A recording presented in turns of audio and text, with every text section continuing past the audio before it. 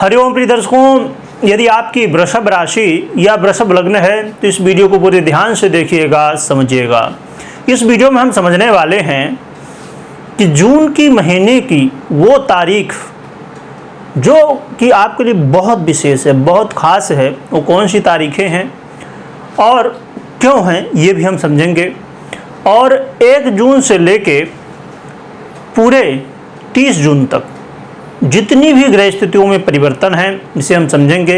ये जून महीने का राशि फल है, मासिक राशि फल है, और इसमें हम सूर्य से लेके केतु पर्यंत सभी ग्रह स्थितियों को समझेंगे, कब कौन परिवर्तन हो रहा है और उसका क्या प्रभाव आपको मिलने वाला है। क्योंकि जब आप अलग अलग ग्रहों के परिवर्तन को देखते हैं, सुनते हैं, तब कई बार कन्फ्यूजन हो जाता है। इसलिए मासिक राशिफल को देखना, समझना बहुत ज़रूरी है। और जब अलग अलग ग्रह का परिवर्तन होता है उसे भी देखना जरूरी क्यों है, क्योंकि जब आप विस्तार से सुनते हैं तो और भी ज़्यादा आप समझ पाते हैं। तो आइए समझते हैं कि इस जून के महीने में कौन से वो समय है, कौन सी वो स्थिति हैं जो कि आपको लाभ देगी और कौन सी स्थितियों में, समय में आपको अपने जीवन में सावधानी को बरतना होगा, कौन से उपाय करने होंगे, हम सब विस्तार से समझेंगे। प्रिय दर्शकों, सबसे पहले हम जान लेते हैं ग्रह स्थितियों में जो परिवर्तन हो रहे हैं। तो सूर्य की बात करें तो सूर्य 14 मई को परिवर्तन करेंगे। शुक्र की राशि वृषभ को छोड़ के अब बुध की राशि मिथुन राशि में गोचर करेंगे 14 मई से। और चंद्रमा की बात करें तो 2.25 दिन में अपना राशि परिवर्तन करते रहते हैं। मंगल की बात करें तो मंगल 1 जून को ही अपना परिवर्तन कर रहे हैं और ये स्वयं की राशि मूल त्रिकोण राशि मेष में गोचर कर रहे हैं 1 जून से। और बुध की बात करें तो बुध भी 14 मई को ही अपना परिवर्तन करेंगे और अपनी ही मिथुन राशि में गोचर करेंगे। और देवगुरु बृहस्पति की बात करें तो इन्होंने कोई राशि परिवर्तन नहीं किया, परंतु ये अस्त थे, अब उदय हो चुके हैं 31 मई की रात 1 बजे, यानी कि 1 जून लग जाएगा। तो देवगुरु बृहस्पति भी अब उदय हो चुके हैं, जो कि बहुत अच्छा रिजल्ट देंगे और इस समय आपके लग्न में ही गोचर कर रहे हैं, तो ये और भी बहुत अच्छी बात है। हम आगे समझेंगे कि क्या रिजल्ट देंगे। इसके अलावा शुक्र की बात करें तो शुक्र 12 जून को ये परिवर्तन कर रहे हैं और ये भी बुध की ही राशि मिथुन पर गोचर करना प्रारंभ करेंगे।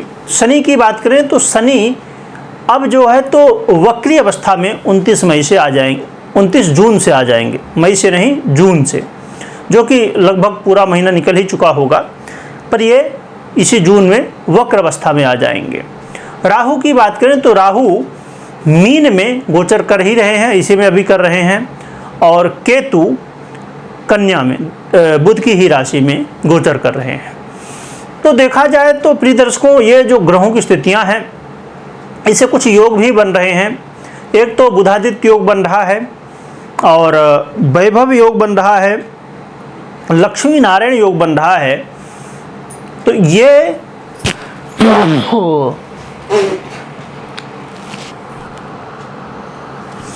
पता नहीं आवाज आएगी कि नहीं। टीवी क्या गारंटी है 5 साल का? 10 साल के हो, साले खान के रही। ये बड़वा इस्ते मने तो कुछ बड़वा इस्ते 5 साल देखने पड़ी, कहाँ टीवी को ढूंढने पड़ी।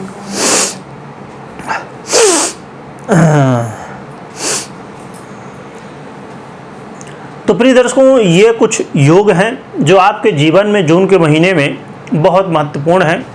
आइए समझते हैं कि जून के महीने में आपको क्या शुभ परिणाम मिलेंगे, क्या सावधानी रखनी है, क्या समस्याएं हैं और उसके क्या उपाय हैं। प्रिय दर्शकों, ये महीना आपके जीवन में कहा जाए कि एक ऐसा महीना है जो कि बहुत ज़्यादा लाभ देगा इस 2024 में।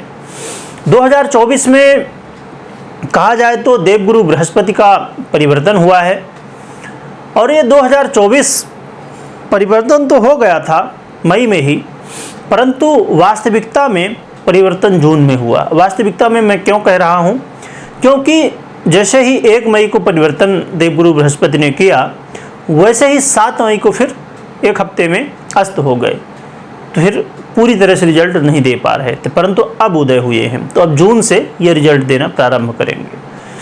तो आपके जीवन में इस जून के महीने में प्रिय दर्शकों, आप अपने जीवन में उस स्थिति में पहुंचेंगे जहां के लिए आप प्रयास कर रहे थे, और ख़ासकर आप धन के मामले में यदि आप परेशान थे कि मुझे धन की समस्या है, तो धन की समस्या इस जून के महीने में दूर होने वाली है। आपके जीवन में प्रिय दर्शकों सुखों में वृद्धि जून के महीने में होगी, और इस जून के महीने में चाहे प्रॉपर्टी से संबंधित काम हो, घर हो, गाड़ी हो, बंगला हो, ये सब चीज़ें आप प्राप्त कर सकेंगे। यानी कि इनसे संबंधित कोई काम है, इन्हें आप कर सकेंगे। विशेषकर आपके जीवन में यदि आप घर परिवार को लेकर परेशान थे, घर परिवार को लेकर चिंतित थे कि आए दिन वाद विवाद कलह का माहौल यदि बना हुआ था, तो ये सब अब दूर होंगे, आपस में प्रेम बढ़ेगा। इसके अलावा आपके जीवन में इस समय आप धर्म कर्म से भी जुड़ेंगे, पूजा पाठ, धर्म कर्म, भगवान, इनसे आप जुड़ेंगे। और इनसे जुड़ने का मतलब ही होता है कि आज तो हम अपना सुधार ही रहे हैं, सबसे महत्वपूर्ण है कल सुधार रहे हैं। आने वाला जो समय है हमें अपने जीवन में बहुत कुछ देगा, क्योंकि सत्कर्म जो होते हैं ना प्रिय दर्शकों, वो हमेशा हमें लाभ देते रहते हैं। जब आप पूजा पाठ से, धर्म कर्म से जुड़ते हैं या किसी की आप हेल्प करते हैं, कहा जाए कि आप अच्छे काम जब करते हैं तो आप जीवन का वो सर्वश्रेष्ठ समय होता है जो कि आप बिता रहे होते हैं। तो ये महीना होगा जिस समय आप बहुत सारे अच्छे काम करेंगे, लोगों की हेल्प भी करेंगे, पूजा पाठ से भी जुड़ेंगे। और विद्यार्थियों के लिए भी बहुत अच्छा समय है, खासकर उन विद्यार्थियों के लिए जो उच्च शिक्षा हासिल करना चाहते हैं, हायर एजुकेशन हासिल करना चाहते हैं, उनके लिए बहुत अच्छा समय है। और साथ में देखा जाए तो यदि आप इन्वेस्टमेंट करते हैं तो इन्वेस्टमेंट का भी बेनिफिट इस महीने मिलेगा।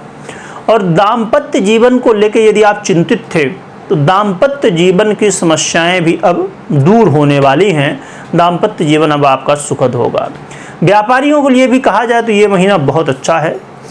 तो देखा जाए तो ओवरऑल पूरी तरह से ये महीना मैक्सिमम देखा जाए तो आपको लाभ ही देने वाला है। हाँ, परंतु मैं हमेशा कहा करता हूँ, और मैं नहीं, वास्तविकता है कि सिक्के के दो पहलू होते हैं, एक पहलू नहीं होता है। तो दूसरा पहलू क्या है कि आपको थोड़ा सा इस बात का विशेष रूप से ध्यान रखना होगा कि व्यय की स्थिति, धन तो आएगा पर धन जाएगा भी। तो आपको अपने फाइनेंस को बहुत अच्छे से मैनेज करना होगा। जब आप फाइनेंस को मैनेज करेंगे तो ही धन का मतलब है, यानी कि जब पैसा आ रहा है और खर्च हो रहा है तो फिर क्या मतलब। पर यदि धन को बचाना है तो उसके लिए थोड़ा आपको प्रयास करना होगा। और यदि आप यात्रा कर रहे हैं तो यात्रा करते समय थोड़ी सी सावधानी बरतिए, खासकर लंबी यात्रा में आपको विशेष रूप से सावधान रहना है। और यदि आपको सर से संबंधित समस्याएं हैं तो थोड़ी सी सावधानी बरतिए। और आप अपने जीवन में इस बात का भी विशेष रूप से ध्यान रखिए कि कोर्ट कचहरी के मामले, उनमें पड़ने की ज़रूरत नहीं है, उनसे थोड़ा दूर रहिए तो ज़्यादा बेहतर रहेगा। तो इन बातों का विशेष रूप से आप ध्यान रखिए। बाकी ये जून का महीना आपको लाभदायक सिद्ध होने वाला है।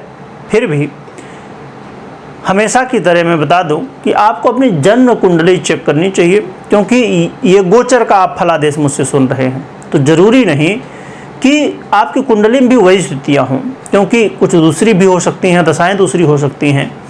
तो बिना जन्म कुंडली के गोचर के आधार पे कोई भी महत्वपूर्ण निर्णय आपको नहीं लेना चाहिए। जब आप देख लें कि हाँ आपकी जन्म कुंडली और गोचर दोनों सपोर्ट कर रहे हैं तो ही आप आगे बढ़िए और इसके बाद निर्णय लीजिए। तो बिना कुंडली के विश्लेषण के कोई भी निर्णय आपको नहीं लेना चाहिए।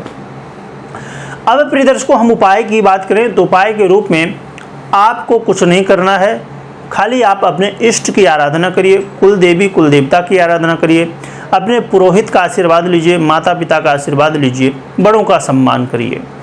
और कर्म प्रधान जो इस पृथ्वी का नियम है उसको भी आप निभाइए, कर्म करिए, आलस्य मत करिए, रात्रि में जल्दी सोइए, सुबह जल्दी उठिए।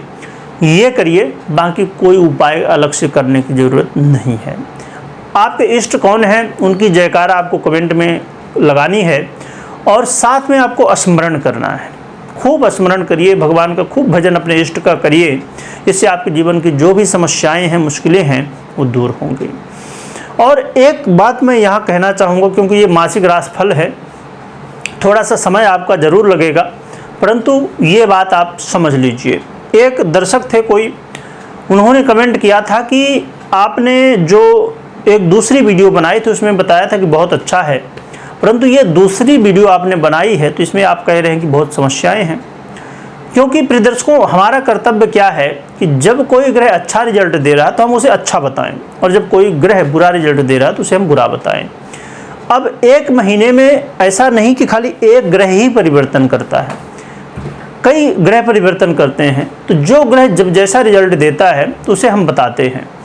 तो इसलिए आपको एक कन्फ्यूजन में नहीं रहना चाहिए कि अब समझिए कि जैसे मैं कहूँ, एग्जाम्पल लूँ एक, कि 1 मई को 1 जून को मंगल का परिवर्तन हुआ, फिर 14 जून को देवगुरु बृहस्पति का होगा, और फिर बुध का भी होगा।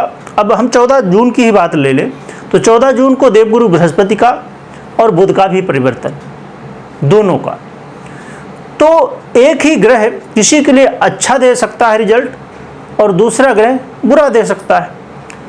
तो एक ही दिन तो परिवर्तन हो रहा है, परंतु अब जो सूर्य हैं, जो ग्रहों के राजा हैं, और तो वो क्या कर सकते हैं कि संभव है कि आपके लिए अच्छा रिजल्ट दें, परंतु बुध जरूरी नहीं कि आपके लिए अच्छा दें। तो हम ये भी बताएंगे कि बुरा मिलने वाला है, हम ये भी बताएंगे कि अच्छा मिलने वाला है।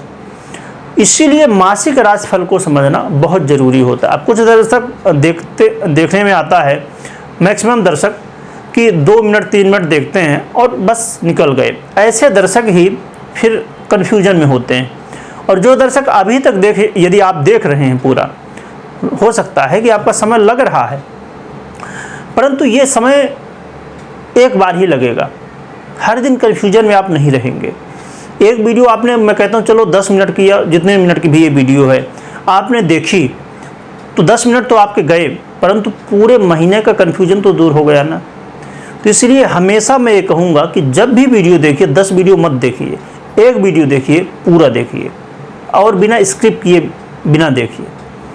तो इन बातों को यदि आप हमेशा देखते हैं मेरी वीडियो, तो इन बातों को हमेशा ध्यान रखिए और 1000 वीडियो देख के परेशान मत होइए। तो अपने इष्ट की जयकारा लगाइएगा और उनका स्मरण करिएगा। वीडियो देखने के लिए बहुत बहुत धन्यवाद।